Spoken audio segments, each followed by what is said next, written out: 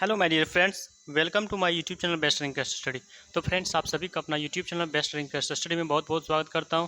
तो आइए हम इस क्लास में हम सिविल कोड का वेरी इंपॉर्टेंट क्वेश्चन करने वाले हैं। तो सभी स्टूडेंट इस सेशन को ज़्यादा से ज़्यादा मात्रा में शेयर कर दीजिएगा और जो न्यू स्टूडेंट हमारे यूट्यूब चैनल ज्वाइन किए हुए हैं तो वे सब्सक्राइब कर लेंगे ताकि आपके पास भी नोटिफिकेशन समय के अनुसार पहुंच जाए और आप भी समय के अनुसार क्लास को देख सकें। किसी भी प्रकार का एग्जाम का नोटिफिकेशन या भी किसी भी प्रकार का सेट का डिस्कस किया जाएगा तो सबसे पहले आप देख सकें।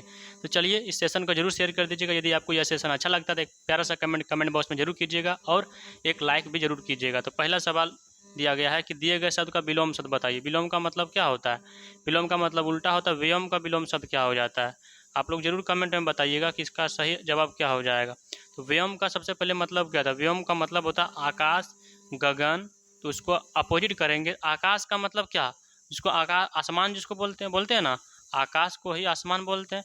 तो यहाँ अपोजिट में कह रहा है कि व्योम का मतलब आकाश होता है, तो अपोजिट करेंगे तो पाताल। पाताल को हम क्या बोलते हैं? धरा, धरती बोलते हैं। इसलिए सी नंबर ऑप्शन। ऊपर मतलब ऊपर वाला चीज बोल रहा था, हम इसका अपोजिट करेंगे तो नीचे वाला चीज बोलेंगे।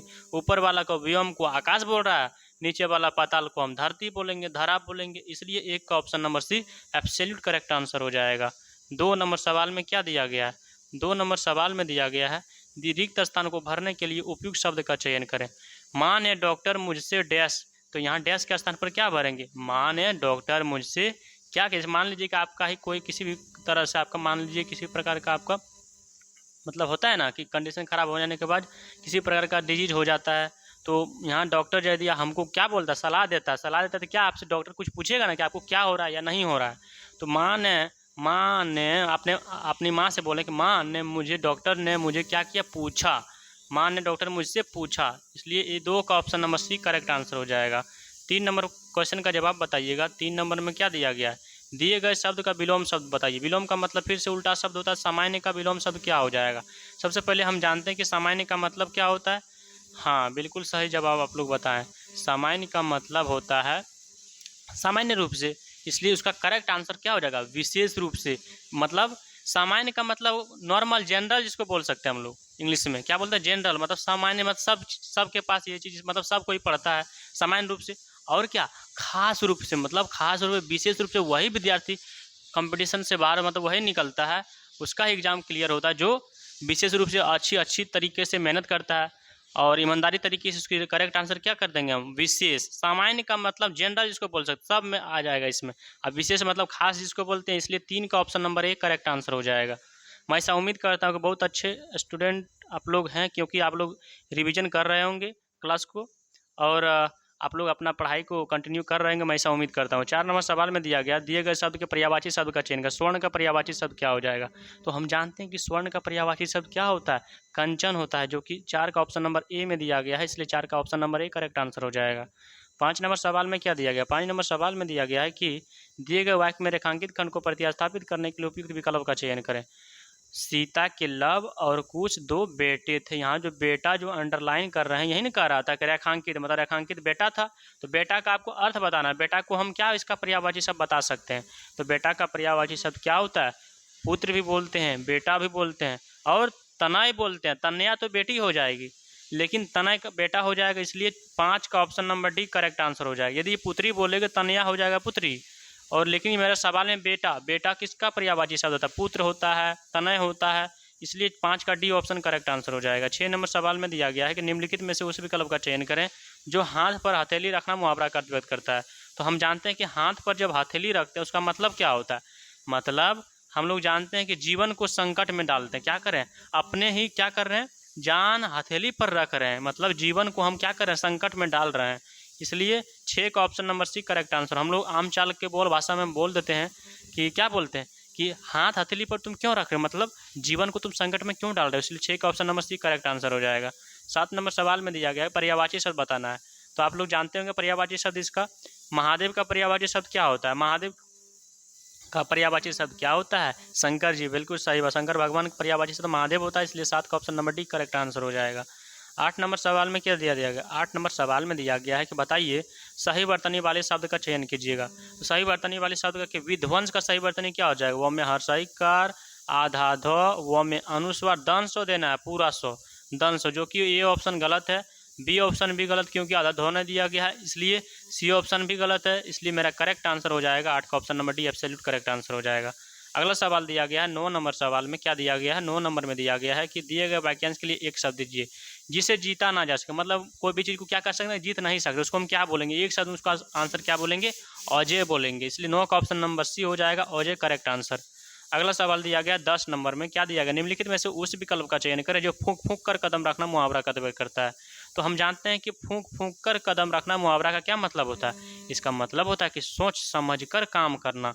इसलिए करेक्ट आंसर हो जाएगा सी ऑप्शन, सोच समझ कर काम करना, 10 का सी। नेक्स्ट सवाल दिया गया 11 नंबर में, बताइए 11 में सही वर्तनी क्या हो जाएगा। श्रद्धालु का सही वर्तनी क्या होता है, हम जानते हैं कि श्रद्धालु स्वरों संयुक्त, दौधो संयुक्त, आकर लो में हर्षु की मात्रा होगा। श्रद्धालु क्या होगा, हर्षु की मात्रा होगा।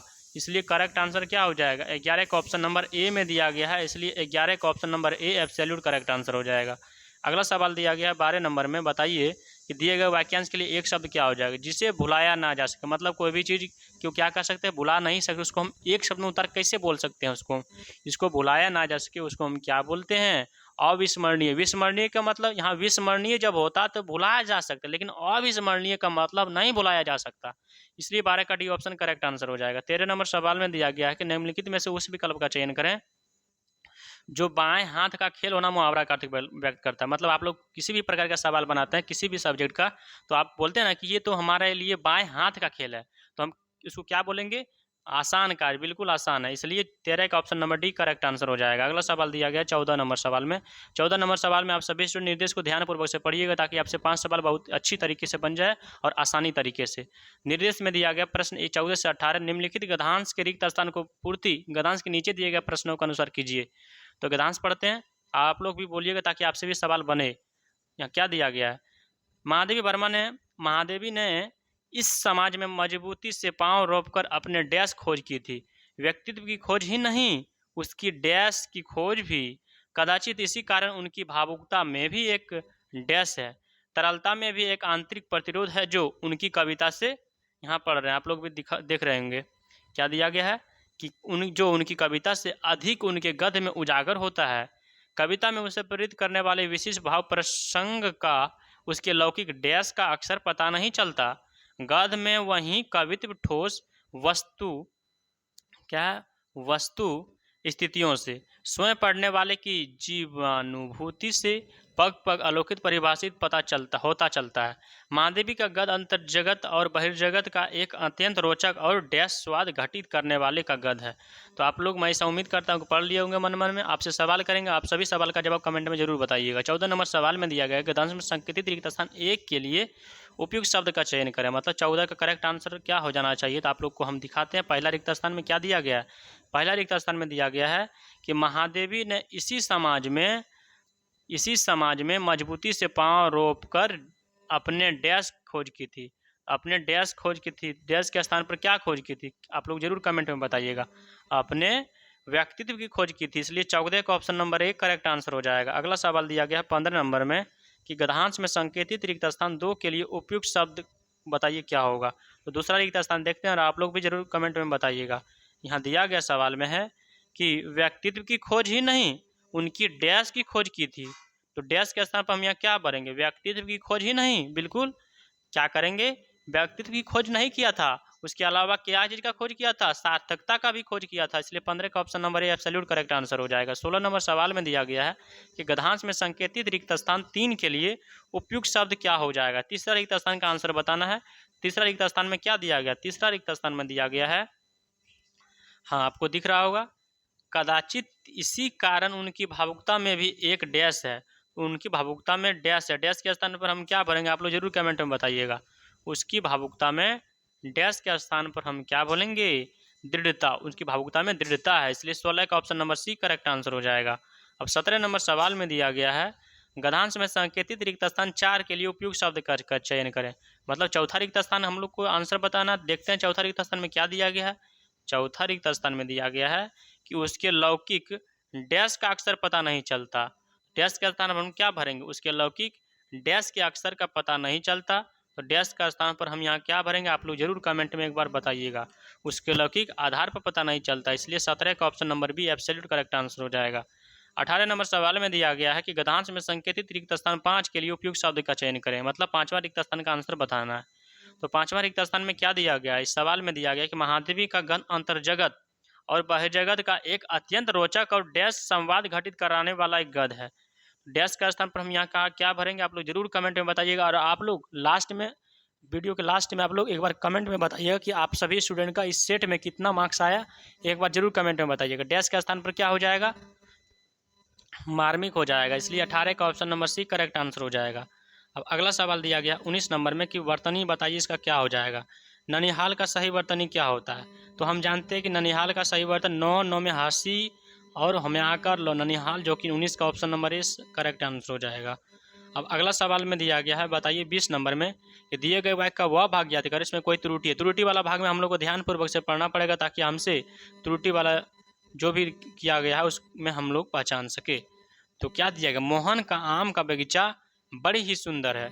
यहाँ क्या हो जाएगा, करेक्ट आंसर क्या हो जाएगा, हाँ मोहन क्या है, मोहन जब मेल है, मतलब मोहन जो है पुरुष है, तो पुरुष है तो मोहन का बगीचा बड़ा ही सुंदर है। बड़ी ही नहीं कहेंगे, यहाँ क्या कहेंगे, बड़ा ही सुंदर है। हम लोग बोलते हैं ना कि उसका जो मैथ बड़ा ही सुंदर है, बहुत अच्छे, उसका ड्राइंग बड़ा ही सुंदर है, इसे बोल सकते हैं, बड़ी ही नहीं बोलेंगे। इसलिए करेक्ट आंसर कौन सा वाला हो जाएगा, सी ऑप्शन त्रुटि वाला भाग हो जाएगा, इसलिए 20 का option number C correct answer हो जाएगा। अगला सवाल दिया गया 21 नंबर में कि दिए गए वाक्यांश के लिए एक शब्द दीजिए। तो एक शब्द हम जानते हैं कि शब्द मतलब उसमें जो है अनेक शब्द दिया गया, हमको एक शब्द में उत्तर का जवाब देना होगा। प्रश्न का जवाब, काम से जी चुराने वाला को हम क्या बोल सकते हैं, काम से जो जी चुराता है उसको हम क्या बोलते हैं, कामचोर बोलते हैं, इसलिए 21 का सी ऑप्शन करेक्ट आंसर हो जाएगा। अगला सवाल दिया गया 22 नंबर में कि सही वर्तनी वाले शब्द का चयन कीजिए। तो अतिथि गृह का सही वर्तनी क्या होता है, हम जानते हैं कि अतिथि गृह का सही वर्तनी क्या, तो में हंसी गोमेरी की मात्रा ह, जो कि ऑप्शन नंबर सी में दिया गया, इसलिए 22 का option number B absolute correct answer हो जाएगा। अगला सवाल दिया गया 23 नंबर में कि दिए गए शब्द का विलोम चुनिए। शोक का विलोम शब्द क्या होता है, हम जानते हैं कि शोक का विलोम शब्द क्या होता है, हर्ष होता है, इसलिए 23 का option number A correct answer. शोक का मतलब क्या होता है, शोक का मतलब दुख होता है, दुख का अपोजिट सुख हो जाएगा, हर्ष का मतलब सुख होता है, इसलिए 23 का option number C A correct answer हो जाएगा। अब अगला सवाल दिया गया 24 नंबर में कि बताइए इसका पर्यायवाची शब्द क्या हो जाएगा। तो दिए गए शब्द का पर्यायवाची शब्द हम जानते हैं क्षति। क्षति का मतलब क्या होता है, क्षति का मतलब होता है नुकसान हो जाना, इसका अपोजिट करेंगे तो क्या हो जाएगा, हाँ अपोजिट नहीं करना है, पर्यायवाची ही बताना है। क्षति का मतलब नुकसान होता है, तो नुकसान को ही हम क्या बोलते हैं, हानि हो गया, इसलिए ऑप्शन नंबर सी में दिया गया 24 का सी। अगला सवाल है 25 नंबर में दिए गए वाक्यांश के लिए एक शब्द दीजिए। जिसके समान कोई दूसरा न हो, मतलब जिसके समान कोई भी चीज़ क्या हो दूसरा नहीं हो, उसको हम क्या बोल सकते हैं, अद्वितीय, मतलब उसके समान कोई दूसरा चीज़ नहीं हो, इसलिए 25 का option number C absolute correct answer हो जाएगा। अब 26 नंबर सवाल में दिया गया है कि बताइए रिक्त स्थान को भरने के लिए उपयुक्त शब्द का चयन क्या करेंगे, हम यहाँ क्या भरेंगे। तुमने मेहनत नहीं की इसलिए डैश हुए, डैश के स्थान पर हम क्या भरेंगे, तुमने मेहनत नहीं की इसलिए असफल हो गए, इसलिए 26 का option number D correct answer हो जाएगा। अगला सवाल दिया गया 27 नंबर में कि दिए गए शब्द का पर्यायवाची शब्द का चयन कर। आभूषण का पर्यायवाची शब्द क्या होता है, हम जानते हैं कि आभूषण का पर्यायवाची शब्द अनलकार होता है, जो कि ऑप्शन नंबर बी में दिया गया है, 27 का ऑप्शन नंबर बी। अगला सवाल दिया गया 28 नंबर में क्या दिया गया, बहु का विलोम शब्द बताइए क्या हो जाएगा। तो बहु का विलोम शब्द क्या होता है, बहु का मतलब होता है, बहु का मतलब जिसको बहुत अधिक क्या हो ज्ञान हो, और अल्प का मतलब जिसको बहुत कम ज्ञान हो, इसलिए 28 का option number C correct answer हो, क्योंकि हमको अपोजिट पूछ रहा है, विलोम का मतलब उल्टा शब्द अपोजिट बताना है। 29 नंबर सवाल में दिया गया निम्नलिखित में से उस विकल्प का चयन करें जो बाल बाल बचना मुहावरा का अर्थ करता है। हम जानते हैं कि बाल बाल बचना मुहावरा का अर्थ मतलब क्या होता है, इसका मतलब होता है संकट से कठिनाई से बच, संकट या फिर कठिनाई से बचना हम बोलते हैं, इसलिए 29 का option number B absolute correct answer हो जाएगा। 30 नंबर सवाल में दिया गया है कि बताइए रिक्त स्थान को भरने के लिए उपयुक्त शब्द का चयन करेंगे तो क्या इसका रिक्त स्थान पर आएगा।